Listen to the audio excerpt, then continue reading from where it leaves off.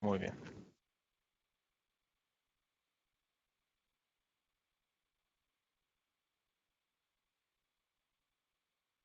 ¿Le parece? Sí. Este micrófono está abierto también.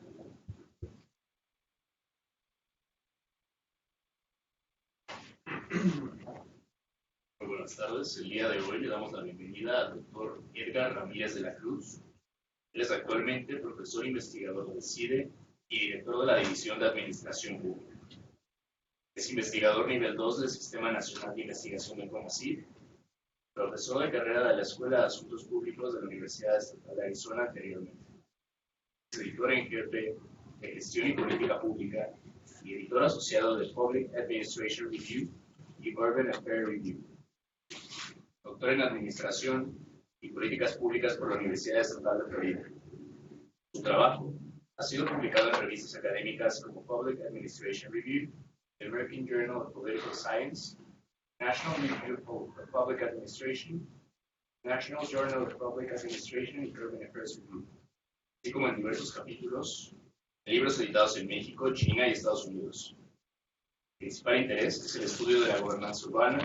Sin embargo, sus líneas de investigación incluyen gestión del crecimiento, regulación del uso del suelo, redes de política pública y reforma de la administración pública. Demos la bienvenida. Pues, muchas gracias por la presentación. Ya nos habíamos visto en alguna ocasión al principio de aquellos que estuvieron al principio del diplomado. Bien, en esta etapa del diplomado vamos a hacer énfasis en el proceso de planeación estratégica, en las estrategias y en cómo esto se puede convertir en procesos, procedimientos, rutinas que a su vez van a permitir llevar a cabo algo semejante a una gestión por resultados o una administración por resultados, dependiendo del enfoque que usted le quieran dar, que utiliza de manera importante los insumos que se van generando en la organización a través de la medición, la evaluación del desempeño. Y esto puede ser, digamos, utilizado para mejorar los resultados cualquiera que la organización busque. La disciplina del estudio de la administración en las políticas públicas, en los 50 de hecho se debatía en algo muy interesante, que era, a ver, ¿qué es? Digamos, dos grandes pensadores e investigadores nos decían o se preguntaban hacia dónde debería de ir el estudio de los asuntos públicos, el estudio del gobierno. Digamos, en el estudio sistemático y científico. Por un lado, un señor del que probablemente escucharon, se llama Herbert Simon,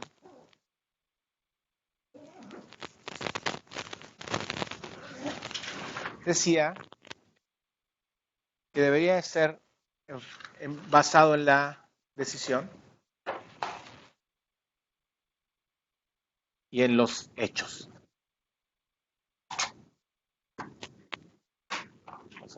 A entrecomillarlo, the facts, ¿no? Es decir, si queremos estudiar cómo mejorar la acción del gobierno, lo que tendríamos que estar haciendo sería conocer mejor cómo tomar decisiones con base en hechos, con base en facts. Por otro lado,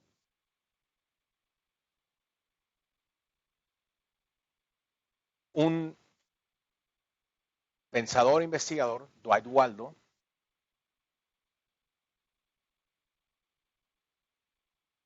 decía, no, quizá lo más importante para mejorar el estudio de la administración pública, el estudio del gobierno, de lo que hace el gobierno, deben ser los valores de una sociedad democrática, ¿no? Es decir, el deber ser. ¿Por qué? Pues porque los valores y el deber ser, decía Waldo, nos dicen qué es lo que vamos a buscar, hacia dónde debemos de ir. Entonces, y en este debate, por ejemplo,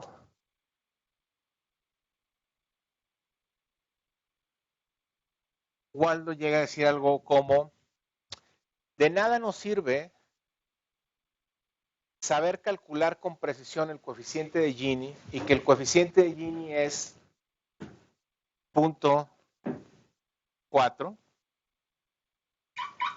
si no tenemos un parámetro, una medida que nos pueda decir si este 0.4 es bueno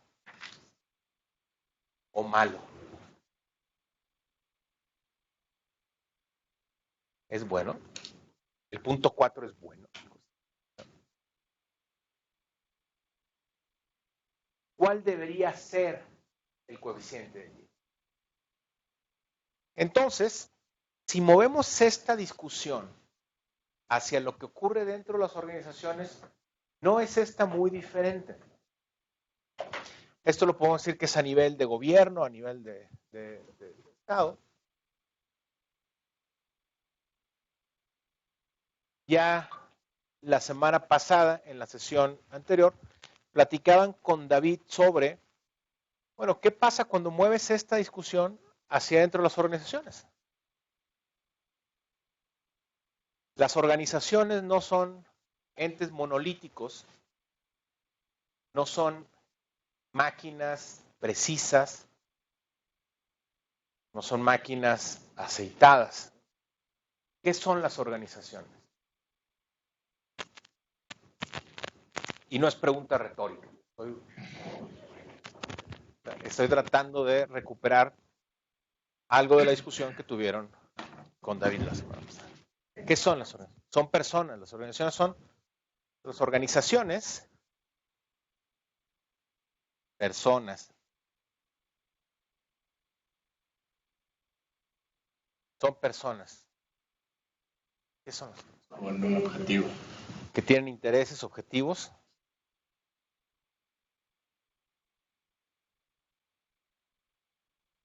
Objetivos individuales. ¿Qué más son las organizaciones? Reglas de verdad. Reglas.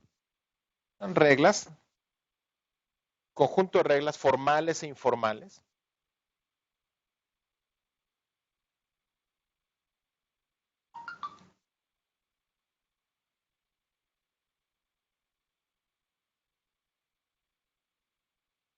Más son las organizaciones. Pueden tener facciones dentro de la organización o la organización como una facción de algo más. Ambos.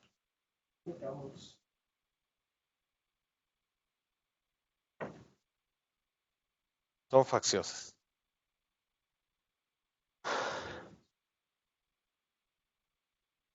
Bien, las organizaciones públicas, entonces,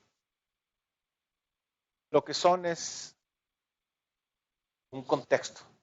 Es un contexto que de alguna forma, de manera formal, informal, nos dice cómo es que debemos relacionarnos o qué se espera de la relación que tenemos con otros.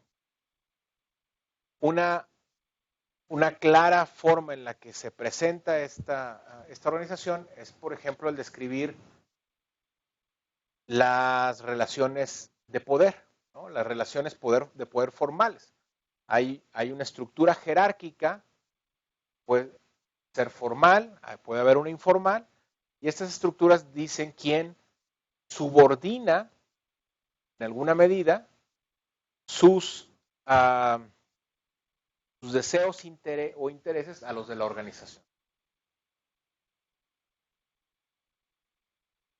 Entonces es un campo, es una arena de acción. Y como tal, algunos autores van a decir, es muy difícil gestionarla, es muy difícil darle cauce, llevarla hacia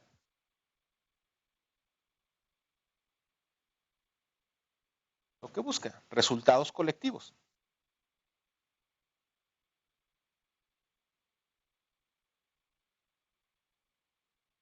Entonces, no nos podemos quedar con el diagnóstico de que la organización pública es un conjunto de personas, reglas, símbolos, valores, que de alguna forma uno mete en una caja, sacude y vamos a ver qué sale de eso.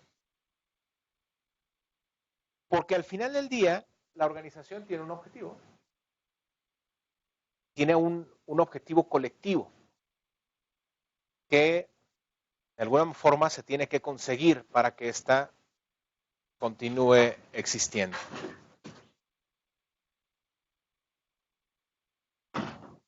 Bien.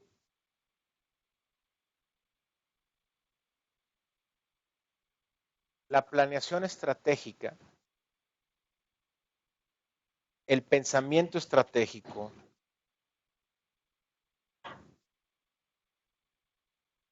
la gestión estratégica, buscan de alguna forma conciliar esta gran disputa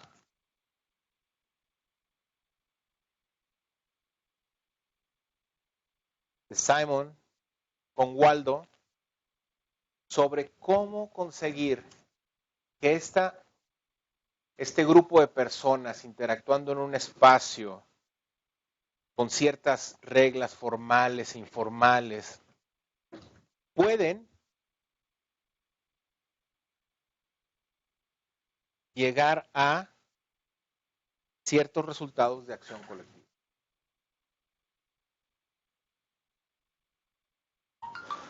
Por eso cuando hablamos de planeación estratégica,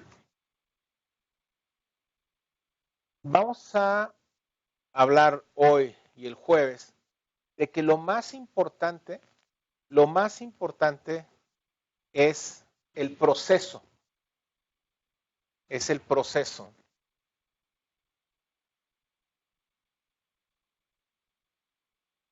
¿Por qué? Porque el proceso es precisamente lo que permite que converjan estos dos elementos, los hechos y los valores. El deber ser y el ser de la organización. Sin esta convergencia, si no hacemos que estos dos grandes elementos, estas dos grandes corrientes converjan, la planeación estratégica no va a tener, lo muevo para acá.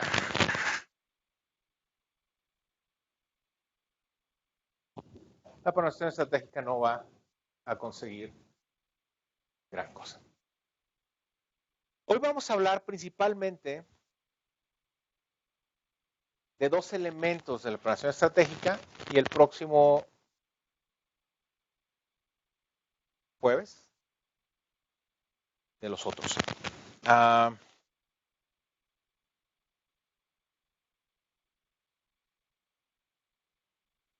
Bien, ¿en qué vamos a centrar nuestra charla el día de hoy? Lo vamos a centrar en la visión y la misión de las organizaciones. Ese es el centro. Esa misión y esa visión de las organizaciones es el Dwight Waldo que nos está diciendo, es central, es fundamental el deber ser.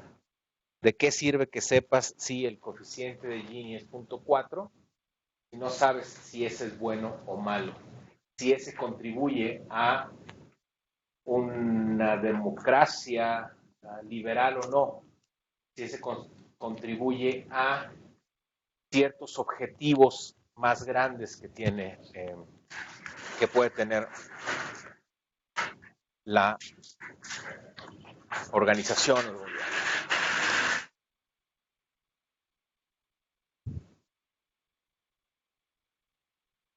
Entonces le dice Mafalda a, este no es Manolito, ¿cómo se llama? ¿Ese es Miguelito? ¿Qué planes tienes? Ese es para esta primera, Miguelito. Vivir. Tan chiquito y ya tan organizado. Sí, a pesar de que parece lo más sencillo la definición de ese deber ser, es quizá lo más complicado y lo más importante dentro de cualquier organización.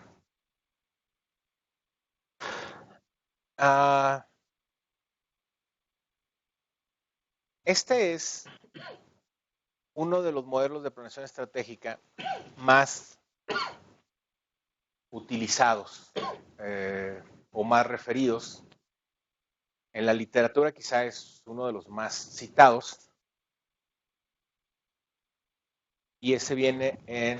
Les vamos a pasar unas lecturas en este. Esta es una visión viejita, de cuando yo soy el doctorado, entonces va a tener como unos buen de años. Pero John Bryson, hay nuevas ediciones.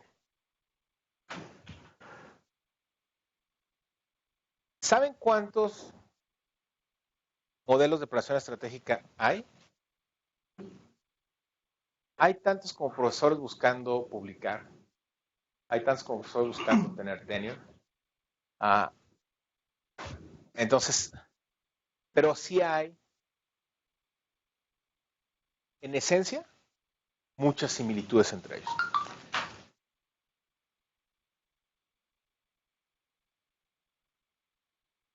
En el modelo de Bryson, el primer paso para iniciar la planeación estratégica es estar de acuerdo en que una planeación estratégica es importante. ¿Por qué? Yo creo que hay dos cosas. La planeación estratégica es uno de los instrumentos, de las herramientas de gestión más útiles que un gerente puede tener. A los estudiantes de nuestro programa de maestría les digo en un seminario sobre gestión pública que todas las teorías que aprendemos son importantes, sirven, son útiles, pero cuando llegan a una organización lo que necesitan son herramientas, se necesitan unas cajas de herramientas con las que dicen esto es lo que puedo hacer, así puedo transformar esta organización. Bueno, la planeación estratégica requiere de manera importante del apoyo del liderazgo de la organización. Por eso es un instrumento muy importante, pero los líderes de la organización tienen que saber para qué es útil, qué le pueden sacar a la planeación estratégica. Por eso, lo primero es que los líderes entiendan y convenzan a otros miembros de la organización que es central el proceso. Ahora, esto ustedes lo pueden llevar a nivel personal. No es necesario que se haga una planeación estratégica, que lo hemos hecho, de toda una secretaría. Se puede hacer por un departamento, se puede hacer por una oficina, se puede hacer, les digo, de manera personal. Lo primero es estar de acuerdo.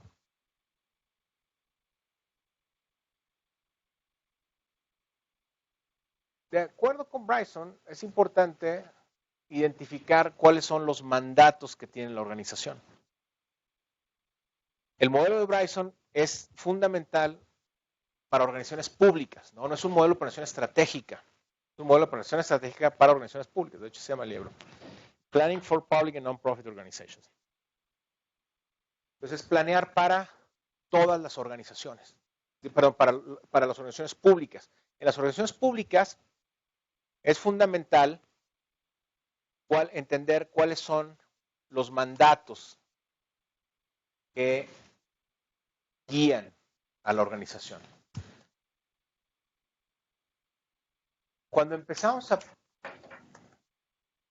los primeros procesos de planeación estratégica en los que me involucré en México, más o menos hace 98, 99 o 20 años, les costaba, y todavía les cuesta mucho trabajo a los administradores públicos entender que una organización es más que los mandatos, ¿no? Es decir, que una organización pública no tiene como único objetivo seguir al pie de la letra lo que la ley indica. Y esto es claro en una tradición en la que la administración pública, mexicana como la española, o más bien porque la española, tiene una carga central muy importante, un fundamento muy importante del derecho administrativo. Esto hace que en ese momento, y hoy todavía, parezca como lo único y lo más importante. Bueno, sí, es único, es importante, pero hay otras fuerzas que tienen que ver. Los stakeholders, ¿no? Es decir, las personas que están interesadas en lo que pasa en la organización, el legislativo, los medios de comunicación. Hay muchos otros actores que pueden y deben tener influencia sobre lo que hace la organización. Más en un contexto de democracia representativa como el mexicano. Y el otro es lo interno. Las personas, quienes trabajan, viven la organización, los recursos con los que se cuenta, los productos que se hacen, los insumos que hay dentro de la organización. Y aquí lo más importante es que esos elementos, ahorita no me voy a meter en detalle de procesos, pero esos elementos llevan a definir la visión y la misión de la organización. Entonces, nuestro primer punto del día es la misión de la organización. La misión de la organización es la razón de ser, es lo que justifica la existencia de la organización.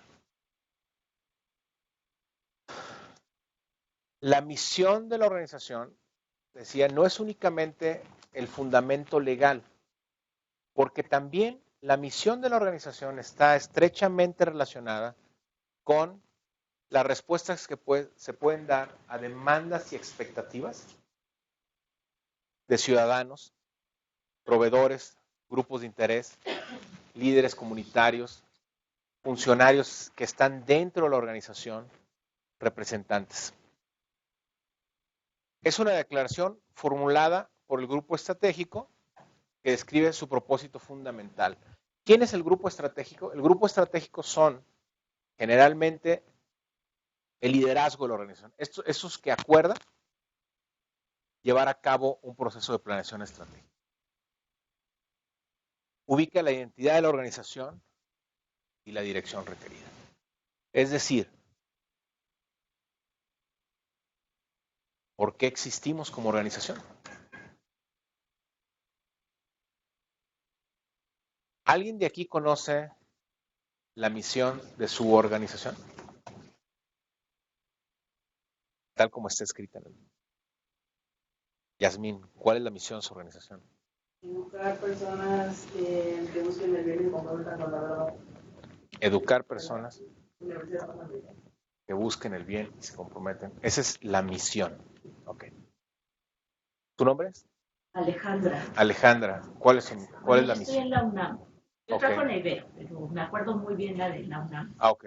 Que dice que es formar profesionistas útiles a la sociedad, desarrollar investigaciones que resuelvan problemas nacionales y difundir con la mayor amplitud la cultura. Ok. Muy bien. en alguna de estas misiones hay referencia a un fundamento legal. No necesariamente, ¿verdad? Pero están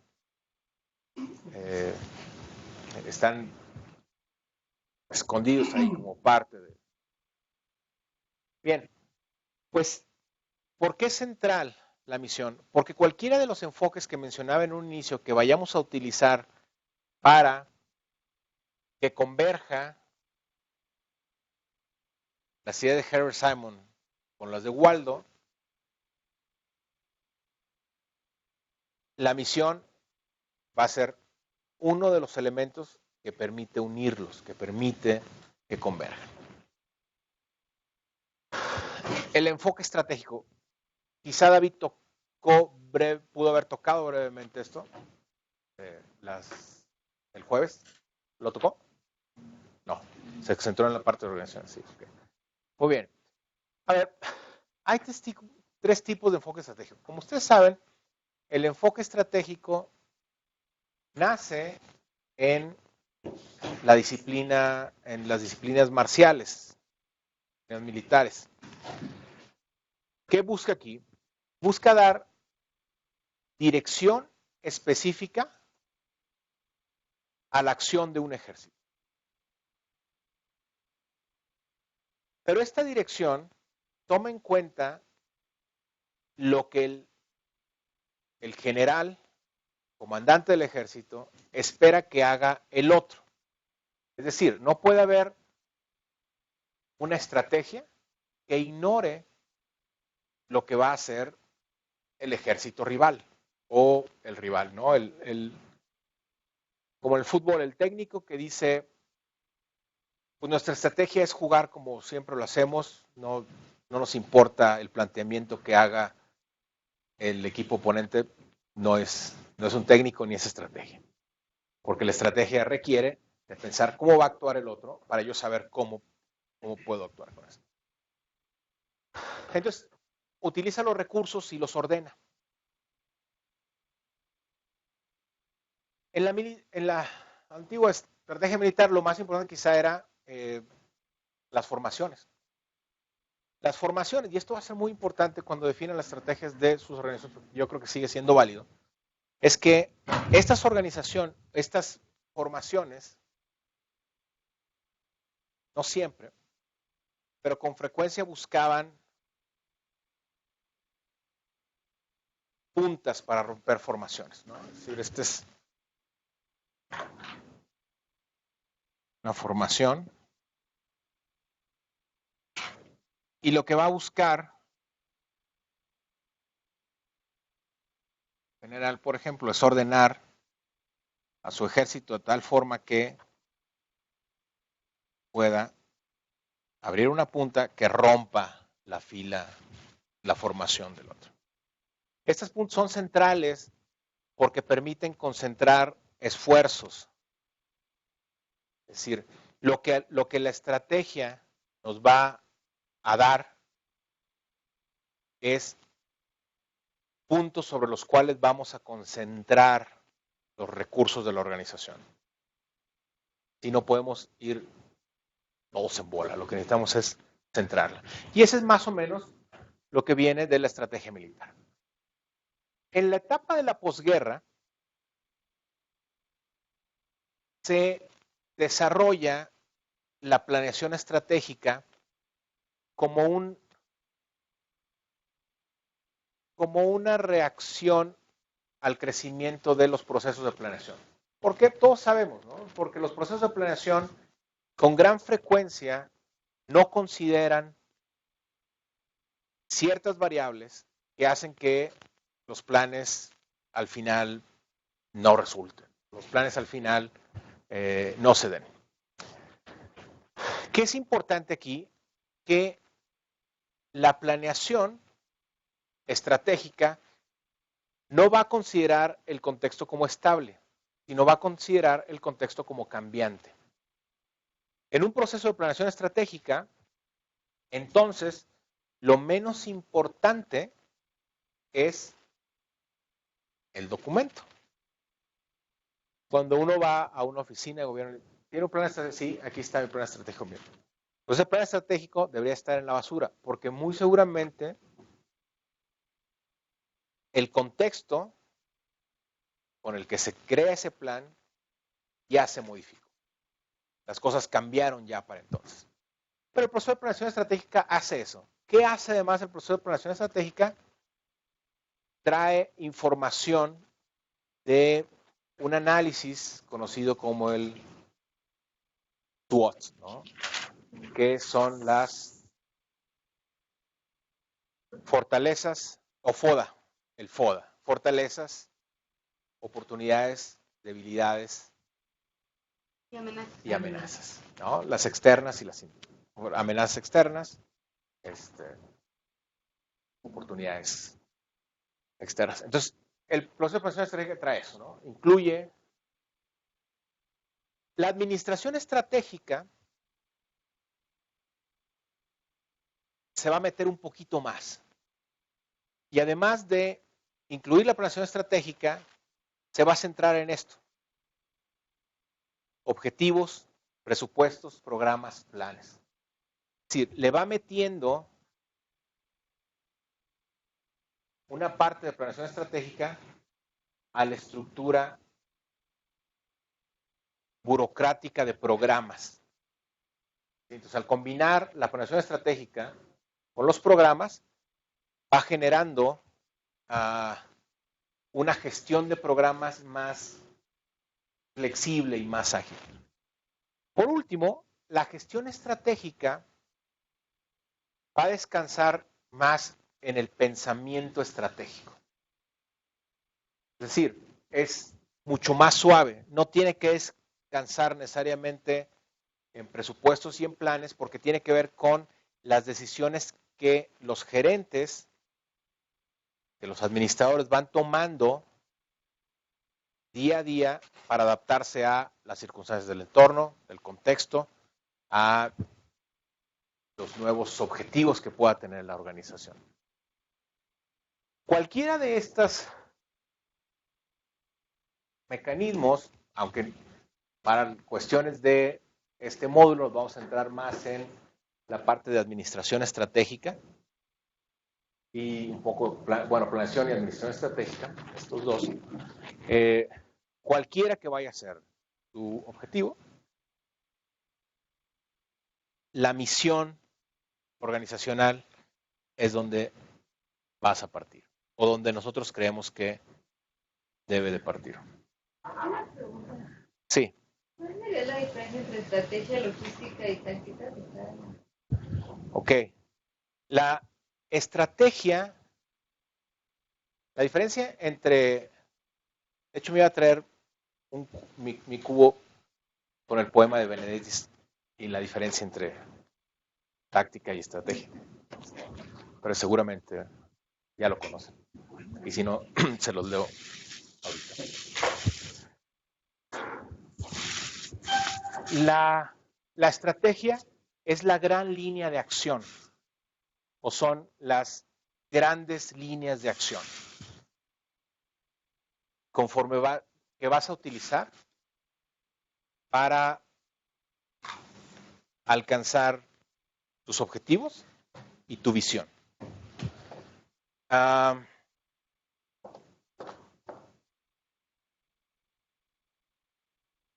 Esta puede ser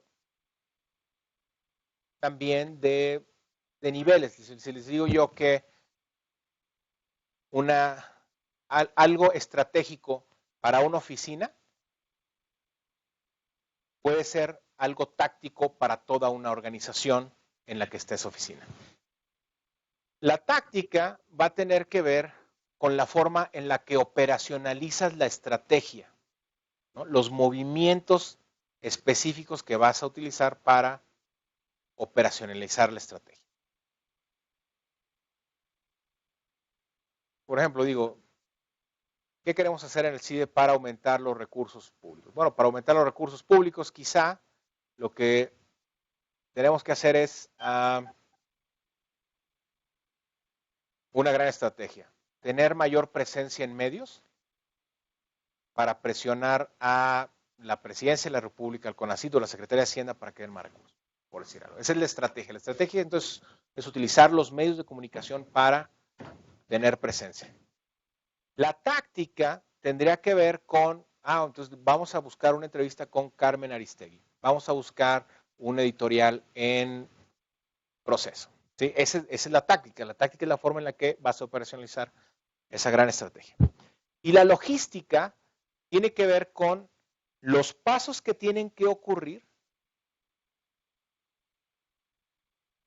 para llevar a cabo esa estrategia.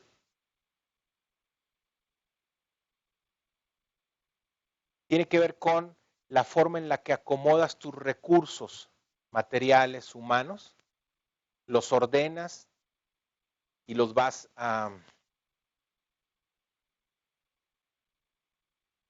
los ordenas y los vas acomodando para que lleven a cabo implementen, para que ejecuten esas son las diferencias. El de Mario Benedetti se los leo rápido, pero ya se llama táctica y estrategia. Ya lo han leído, ¿no? Seguramente. Que acaba... Tiene que ver también con el plazo, ¿no? O sea, la estrategia es a largo plazo y las tácticas son a corto. Sí, también hay algo de tiempo, aunque sí. Bien. La misión. Entonces, ¿por qué central? La misión te va a ayudar a pensar cuál va a ser tu estrategia. Si no defines bien la misión, tus estrategias no se van a dar. Van a ordenar la realidad. Le van a dar, y eso es muy, muy importante, perspectiva a los actores que están ahí de por qué están y para qué están. ¿Qué es lo que deben de hacer en la organización? Hay una infinidad de formas de definir la misión. Perdón, la misión estratégica. Algunos lo van a relacionar directamente con el fin. Otros lo van a relacionar necesariamente con los valores. ¿Cuál es más apropiada? En realidad, la que ustedes prefieran. Hoy no vamos a tratar tanto de valores, sino solo tangencialmente.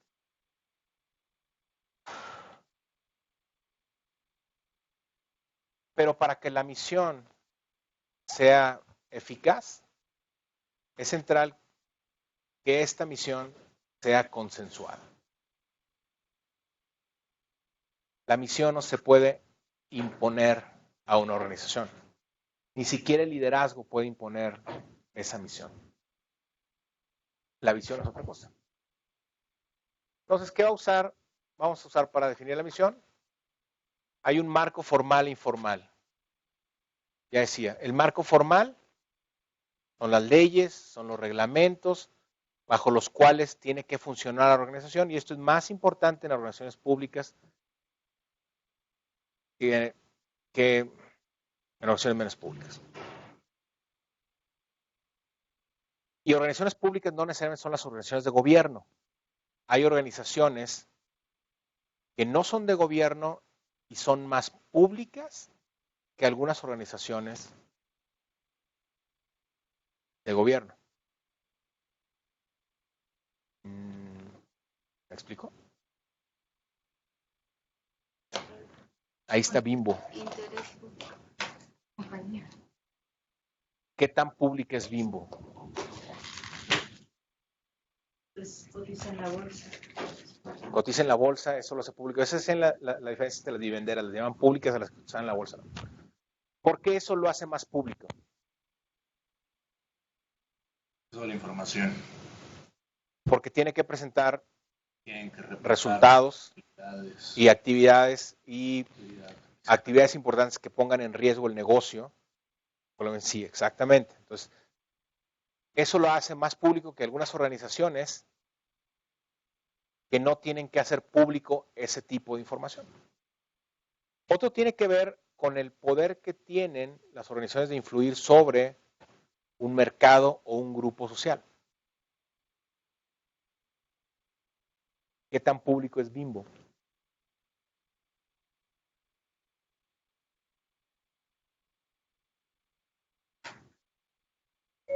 La salud de los mexicanos depende en gran medida de lo que venda Bimbo.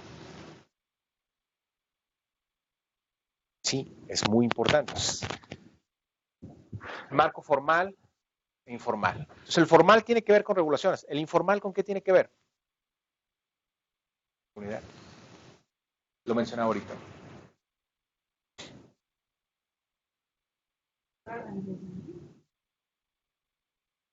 Con actores, con reglas no escritas.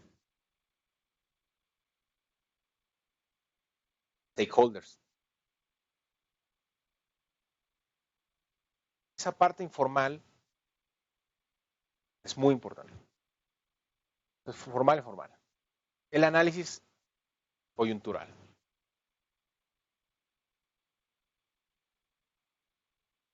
¿Cómo está afectando? ¿Cómo es diferente el ambiente el día de hoy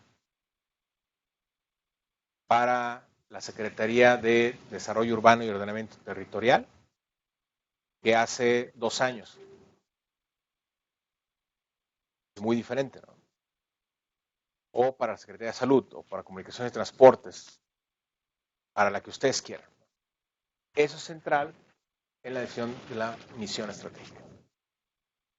Y el análisis estructural.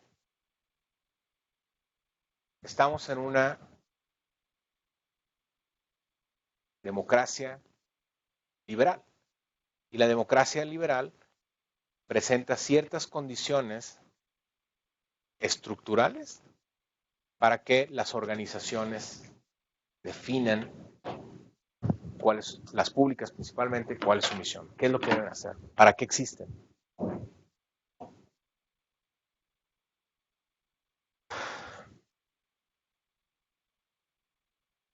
Esta es una de muchas metodologías que se pueden usar. La misión estratégica delinea entonces el marco disciplinario que encausa el esfuerzo de las personas. La visión, por otra parte, hablamos de ella, es la idea que une a las personas hacia un esfuerzo común. La visión es un reto que a la vez inspira para el logro de la misión. Y sin un plan estratégico, el proyecto de trabajo, entonces la visión es la interpretación artística del proyecto. Es decir, sin una misión, la visión son solo filosofías, son solo ideas. Estos son unos ejemplos. Esta es la misión de la General Accounting Office.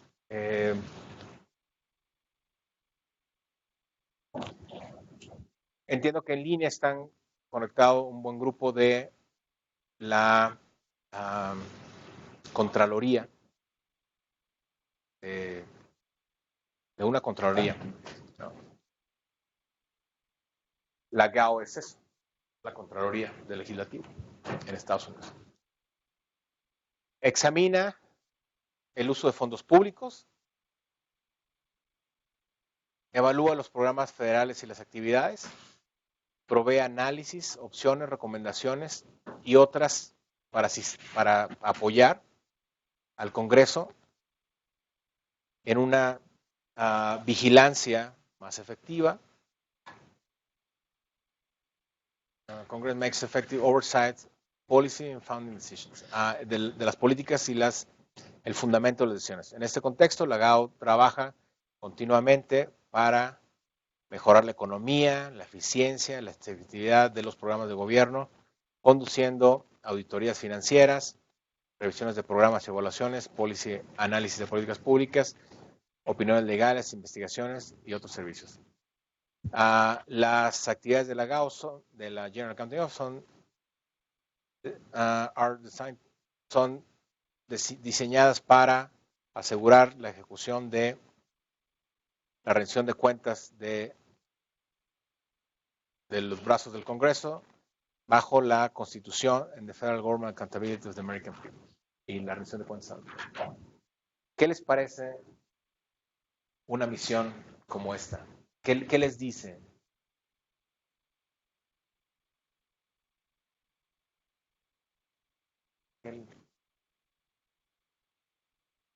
Así como Yasmín y ¿cuál es su nombre? Alejandra. Y Alejandra se aprendieron la de la Panamericana y la de la UNAM. ¿Alguien se aprendería esta? Un poco más complicado. A ver, ¿qué les dice esta? Esta es la misión es la razón de ser de la organización. Describe lo que hace, pero no sé para qué. Describe lo que hace. Hay algo de para qué, ¿no? Dice, la rendición de cuentas. La rendición de cuentas al Congreso. Entonces puede ser, ¿no? Rendición de cuentas.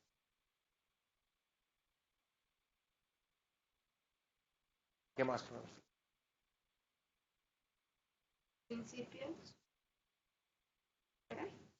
Los principios bajo los cuales opera. O sea, mejorar la economía, la eficiencia, la efectividad del gobierno federal. Ok.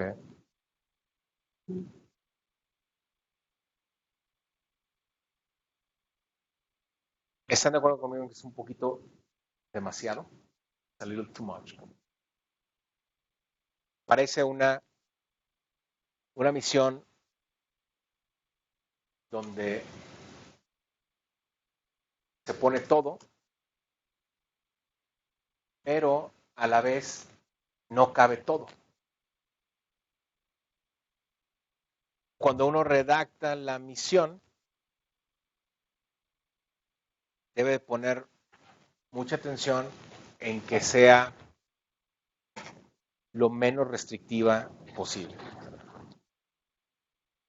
Las tesis de doctorado generalmente llevan títulos muy largos, muy grandes.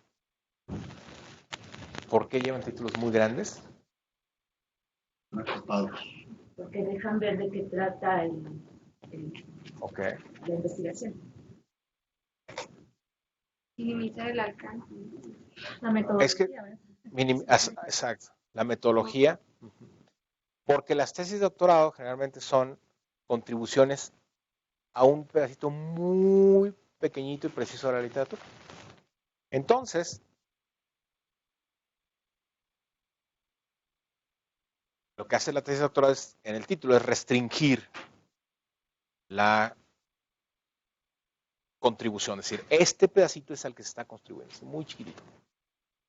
El ojo de la mosca que habita en las serranías de Cholula durante la primavera y su efecto, ¿sí? Entonces es algo muy... ¿Qué es lo que...? Este es el tipo de dificultades que tienen estas muy grandes, ¿no? Que, aunque parece que incluye todo, restringe de manera importante. Por ejemplo, imagínense que alguien dentro de la organización dice, oigan, pero es que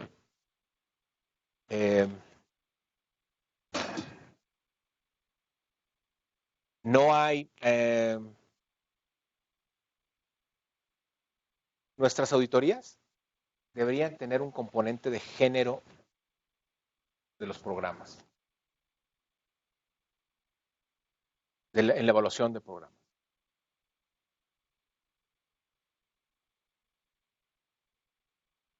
Cabe aquí con calzador, ¿no?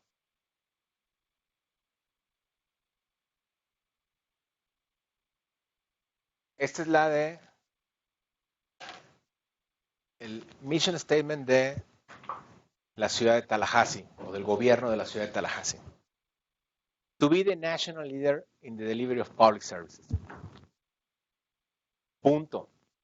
Ser el líder nacional en la producción de servicios públicos. Pero eso me suena más a visión que Ok. a misión. Ahora, cuénteme por qué. ¿Mm? ¿Por Que qué? la visión es cómo nos queremos ver en un futuro, Ok. ¿no? Y la visión es la razón de ser. Y ahí no veo una razón de ser de que es municipio o territorio.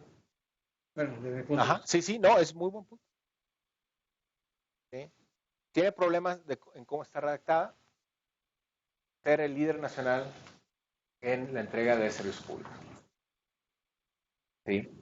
Es un problema importante. ¿Qué más problemas tiene?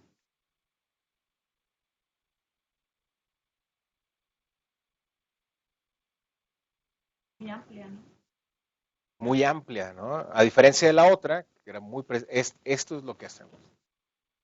La verdad es que es Ambiciosa. muy amplia. Por ejemplo, ¿qué significa ser líder? Prestar esos servicios. ¿De qué manera? ¿O qué servicio, no? ¿Qué servicios?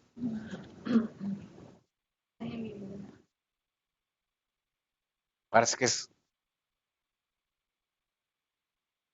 más ambiguo. No hay puntos de referencia.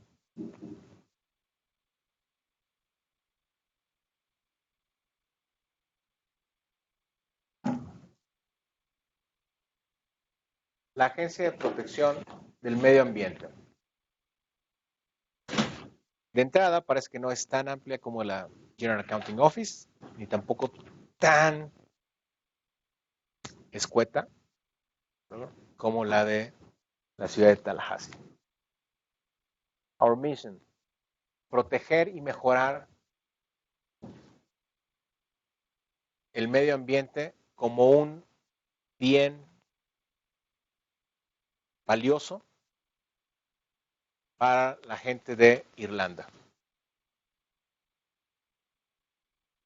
Proteger nuestra gente y el medio ambiente de efectos dañinos de la radiación y la contaminación. ¿Qué les parece esto?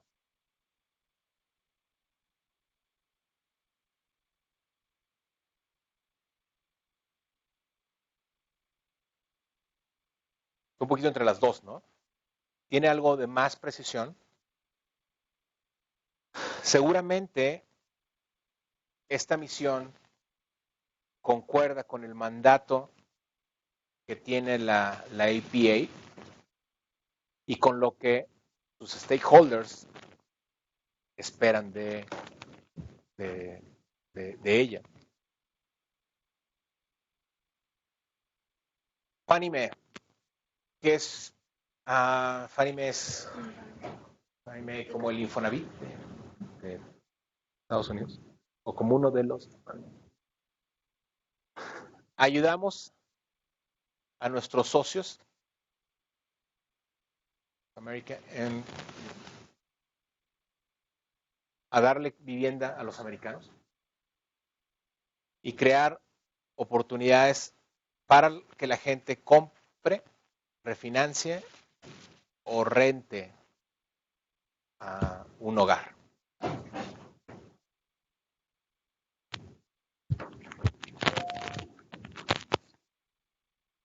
¿Qué les parece?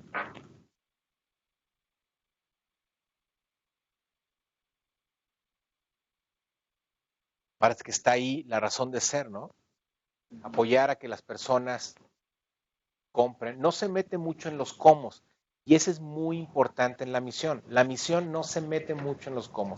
Si la misión se mete en los cómo, generalmente empezamos entonces a restringir lo que hace la organización.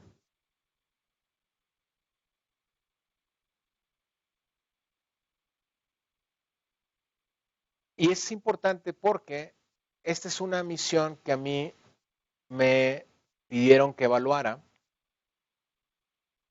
hace algunos años. Esta es la misión del Infonavit. Esta es una que se adopta en 2007.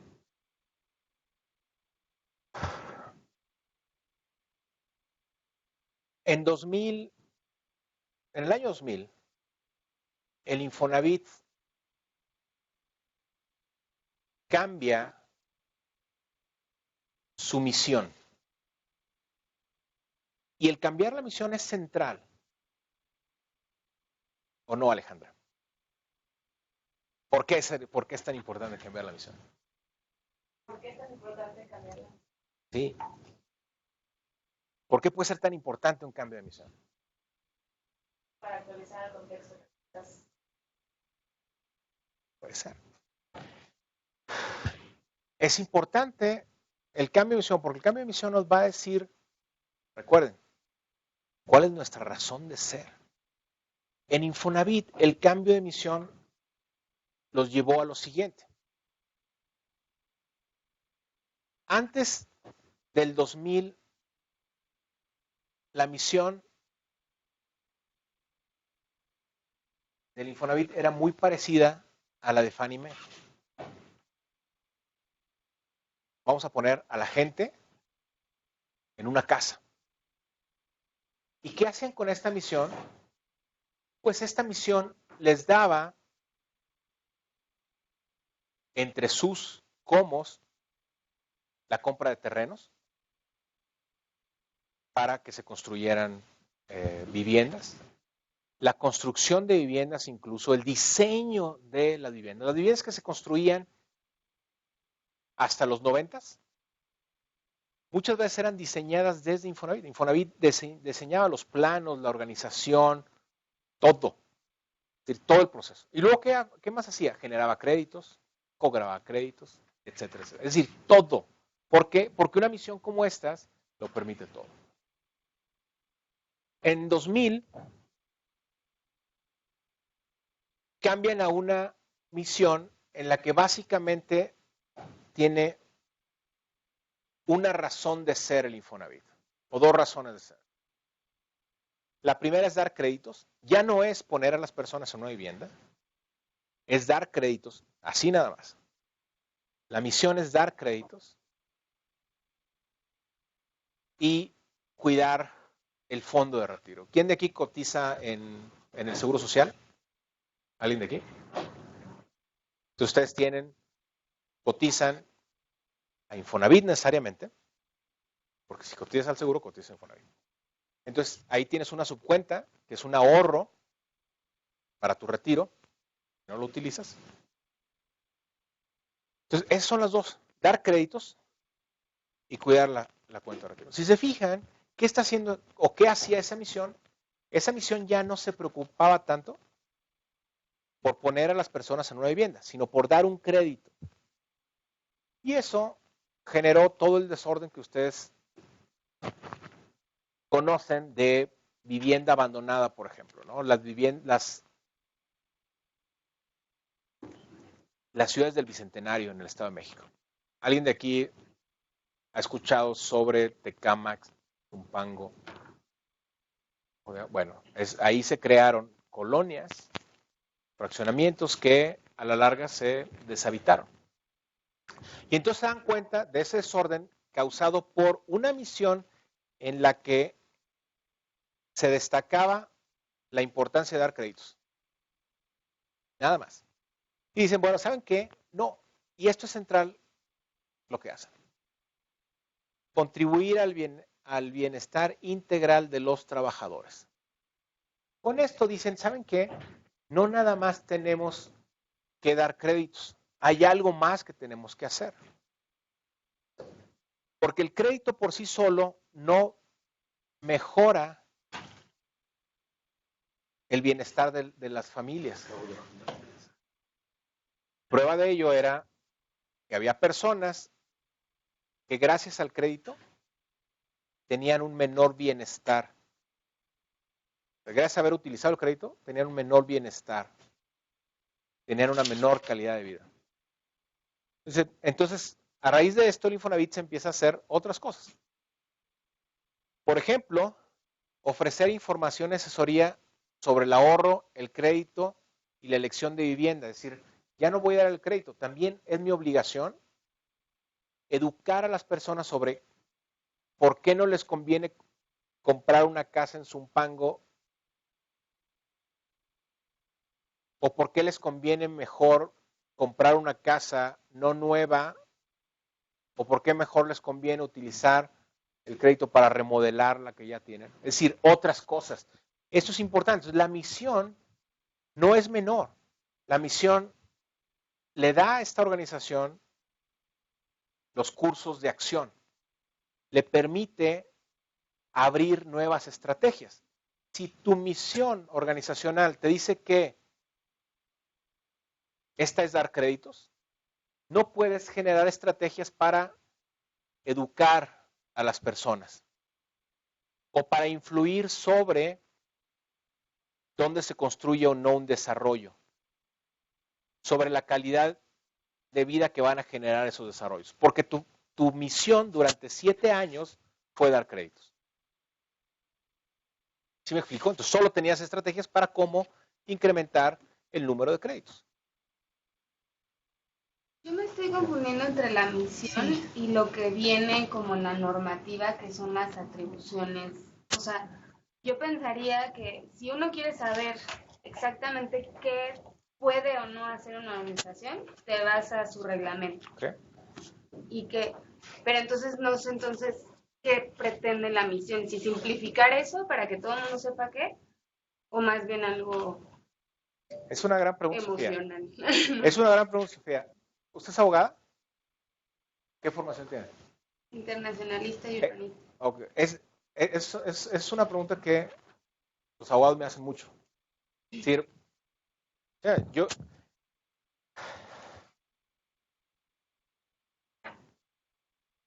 solo aquello que la ley expresamente me permite es lo que puedo hacer. Lo que la misión nos lleva es a decir, sí, pero esa es una parte de mi mandato. Y ese mandato está sujeto con frecuencia a la interpretación.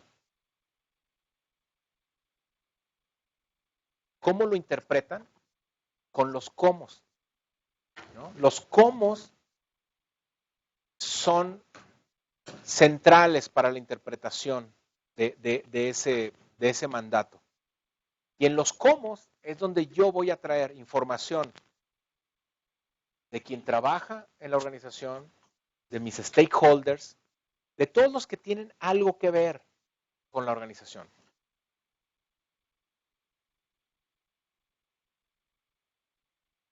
A lo mejor han leído este libro o escuchado la referencia, Creating Public Value, de Mark Moore. Este libro, estos dos libros de hecho van de la mano. Cuando se hay un curso de esto, son dos libros que son como el core. La idea de crear valor público es que una organización debe regresarles a las personas, a los taxpayers, más de lo que les cuesta.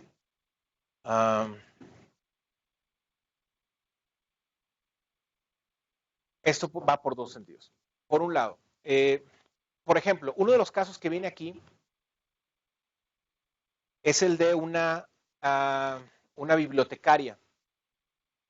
Es una bibliotecaria que se da cuenta que en la biblioteca muchas personas traen a sus hijos como si fuera un tipo de daycare, ¿no? Un tipo de guardería, es decir, los traen como para entretenerlos con otras cosas. Ahí, en la biblioteca. Y entonces dice, oye,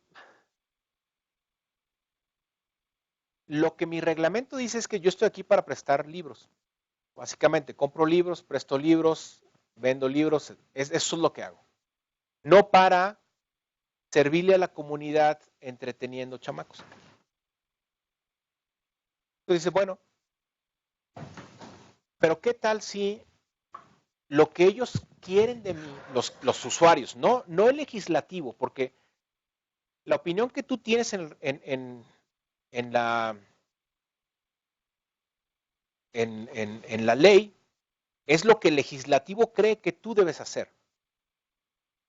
Dice, bueno, yo voy a interpretar a este legislativo creando, por ejemplo, un área donde voy a contar cuentos a los niños. No estoy interfiriendo con mi mandato y sí estoy generando mayor valor público. Le estoy dando a las personas más de lo que les estoy costando. ¿Sí? De nada me sirve ser muy eficiente y muy eficaz prestando libros si las personas no utilizan el servicio o no les agrega valor. De nada es decir, aquí entra de manera central en la definición de la misión, qué es lo que otros esperan y quieren de ti. Y ahí es donde tienes que ser más flexible. No puedes romper tampoco la ley, ¿no? No puedes hacer algo que no se te está, que no te está permitido. Pero sí puedes en la interpretación de los cómo tratar de ajustar a lo que la gente espera de ti.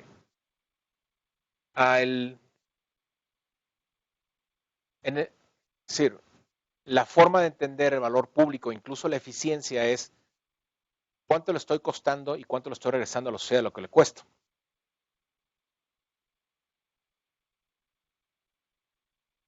La educación pública en México, hasta secundaria, ¿es cara o es barata?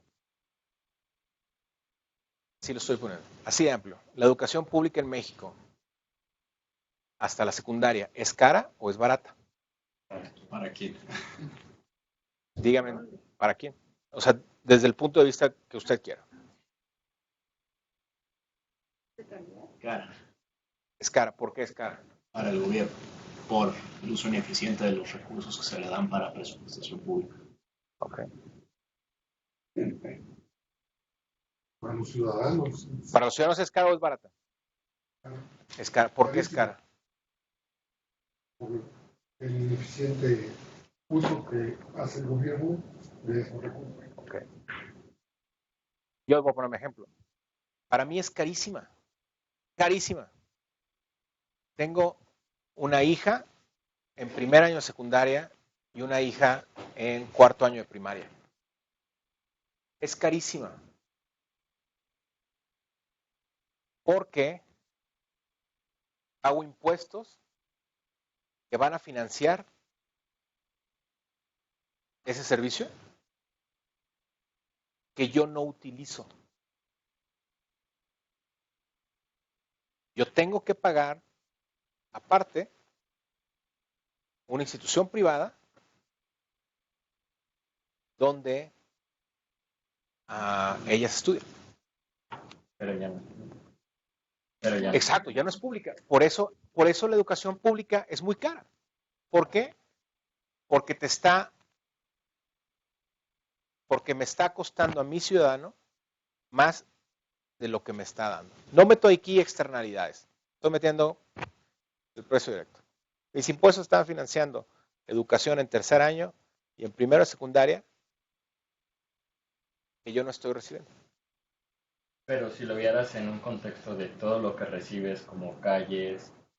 Solo estoy hablando de educación. No, pero no puedes hablar, o sea, si tu pago de impuestos lo tienes que repartir en todo lo que usas. Exacto. Yo no estoy hablando de calles, estoy hablando solo de educación. Pero ¿cómo los 5 pesos que se van a educación, nada más. ¿Por qué decides que son 5 pesos? Tienes que ver todo lo que usas en bienes públicos para ver cuánto decides que se va a educación. Los impuestos no se reparten, de los 1,000 pesos que pagué impuestos, no se van 10 a educación.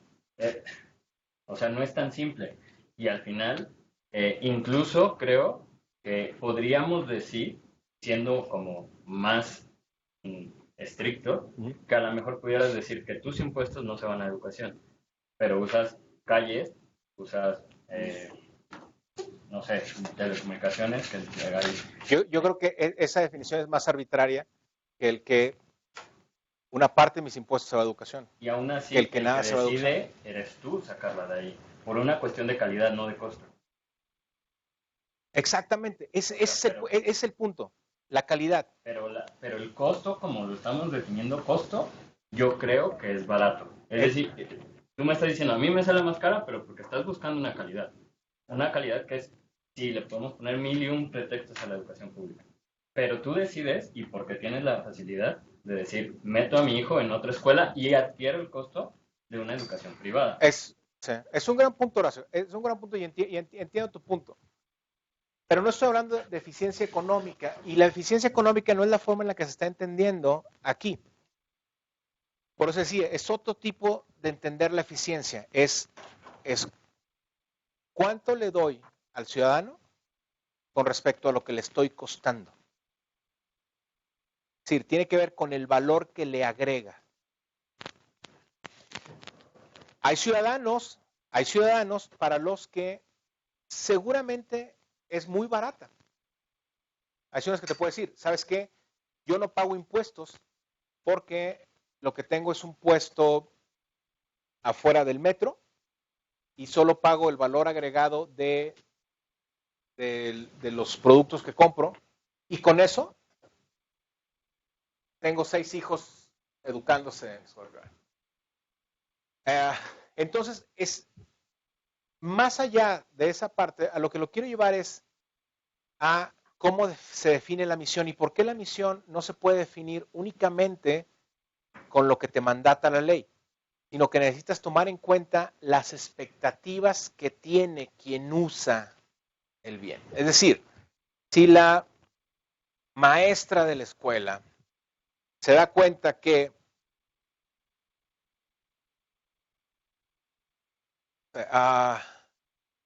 en una escuela Si quisiéramos la unimodal, calidad, por ejemplo, educativa, perdón, pero se llama la calidad educativa tipo Holanda o Suecia, entonces también tenemos que esperar pagar impuestos tipo Holanda o Suecia, 40-50%. por ejemplo. Y todos. Pero el principal problema no es Digamos, eso sería como un no es el valor porcentaje, público, sino todos los que no pagan. No nada más, o sea, es un valor público definido de una manera distinta, ¿no? Entonces, educación de calidad para todos, y aquí es como educación para todos. Sí, es el... Creo que me desvié un poco con esto, pero vamos a no pensemos tanto en el valor público, ¿no? Es la vocación sí. que uno quiere generar con eso. ¿Qué les puedes dar a los ciudadanos que estén esperando de ti como servidor público que les reditúa más que lo que le está costando el servicio que le estás dando? Es difícil cuantificar. Por ejemplo, de nuevo, es como un valor agregado. Sí, es como un valor agregado. Por ejemplo, en esta misión, el Infonavit dice, ¿saben qué? Para influir sobre el bienestar de las personas, también nos interesa, nos importa el medio ambiente, con la calidad del aire que respiran las personas. Eso tiene que ver con el bienestar. No podemos hablar de que le estamos generando bienestar a una persona si le estamos dando traslados de 5 horas. Cuanto antes antes de utilizar su crédito, tenían que trasladarse 1 hora. Entonces, por ejemplo, esto les abre estrategias para influir sobre desarrollo sostenible en ciudades. Y hay toda una estrategia para mejorar la sostenibilidad de los desarrollos de Infonavit. Que cuando piensas que tu misión es dar créditos, ni siquiera te preocupa. Entonces, ¿cómo le estoy agregando más? Déjame, pero doy uno más.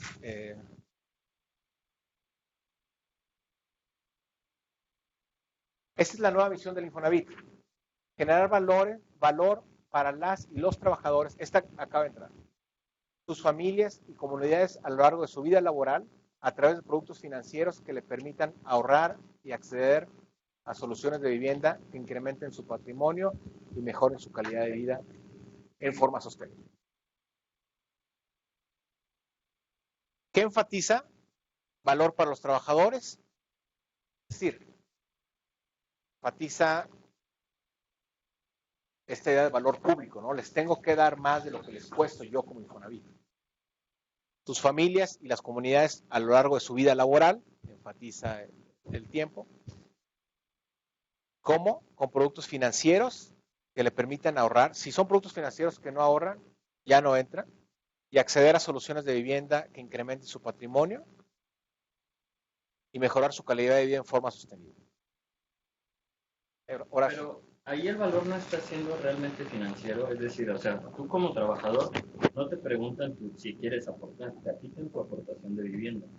Una de las reglas, de las cosas que tienen Infonavit, y bueno, lo viste, es que te tienen que regresar una tasa más que la inflación. Es decir, su rendimiento está asegurado. Y ahora con la reforma a las CIEFORES, que ahora son PIEFORES, que son fondos de inversión, entonces ahora con mayor razón, y por eso fue el cambio de emisión, a donde realmente tienen es decir, su dinero que están aportando y que además ya se puede sacar no solamente para vivienda, sino que si tú llegas a tu etapa final laboral y no usaste tu crédito de vivienda, lo puedes retirar. Es decir, es como un ahorro para el retiro. Entonces, al final, sí es un valor financiero más que un valor público, porque al final también el valor público de Infonavit no es tan claro, porque es dinero de los trabajadores, a pesar de que hay una parte pública, ¿no? O sea, es decir, no de todo es público. O sea, ¿qué parte pública es debatible? Digo, ellos destacan el tripartismo como algo que los hace diferentes. Pero mencionamos antes de la clase creo que un poco antes de que llegaras, que el público, la publicidad no tiene que ver con que sean de gobierno o no, tiene que ver con otros factores, porque puede haber organizaciones que no sean de gobierno y sean muy públicas, como esta, en caso de que aceptemos que el tripartismo no las hace de gobierno, que es debatible, porque de hecho el jueves estuve en una mesa con 4 abogados debatiendo sobre si es público o no y con base en cuál en cuáles mandatos es de gobierno o no, si es gobierno o no. Pero algo central es que en el mandato que crea el fondo, la vivienda es su principal motivo de vida, es el principal. Esta reinterpretación de si la subcuenta de vivienda como fondo de retiro es tan importante o es más importante incluso que la de generación de espacios de vivienda, es altamente debatible. Y es tan debatible que con la misma legislación te permite cambiar, o más bien ha cambiado la misión de la institución. Pero no el mandato que funda el Infonavit. Es que ese es el punto. Lo que va cambiando va siendo el contexto. Eso es lo que va cambiando. Y lo que la misión te permite, los cambios en la misión, te permiten es redefinir precisamente la razón de ser y por lo tanto las estrategias que puedes adoptar. Eso es lo central.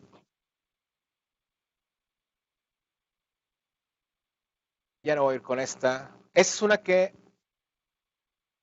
construimos el año pasado como con las personas que trabajaban ahí. El CREFAL es un centro de educación para toda la vida. Esta es la misión a la que llegaron ellos, con nuestra ayuda, contribuir de manera efectiva al desarrollo integral de personas jóvenes y adultas en América Latina y el Caribe, como individuos libres en comunidades justas, mediante la generación y transferencia de conocimiento y prácticas pertinentes, la colaboración con actores relevantes y la incidencia en la agenda pública. Esta es una misión que viene de un centro cuya misión anterior era algo así como proveer oportunidades de educación para adultos. Nada más. Los nuevos directivos de CREFAL se dan cuenta, por ejemplo, que incidir en la agenda pública es fundamental para generar oportunidades para la educación a lo largo de la vida. Es decir, si no está eso en la agenda pública, no puede haber una educación a lo largo de la vida que sea apropiada. Porque no es solo educación para adultos, es educación a lo largo de la vida. Y entonces, por ejemplo, esto les permite y les permitió abrir toda una estrategia de cómo incidir en la agenda pública. Una vez que dicen, en nuestra misión es posicionar esto en la agenda pública, entonces vamos a abrir toda una estrategia de cómo vamos a traer este tema a la agenda pública para traer recursos, traer investigación. Vamos a dejar aquí esto porque quiero que en un ejercicio en pares vamos a hacer una cosa, vamos a tomar 7:23. Vamos a reconvenir a las 7:45. Pues pueden tomar un café, tomar un refresco, agua, mientras escogen a una persona del grupo, se los dejo libre, máximo 3 personas. Quiero que identifiquen cuáles son las 9 preguntas, de estas 9, cuáles serían las 3 preguntas que ustedes consideran que son centrales para definir la misión de la organización. De estas 9, y que esbocen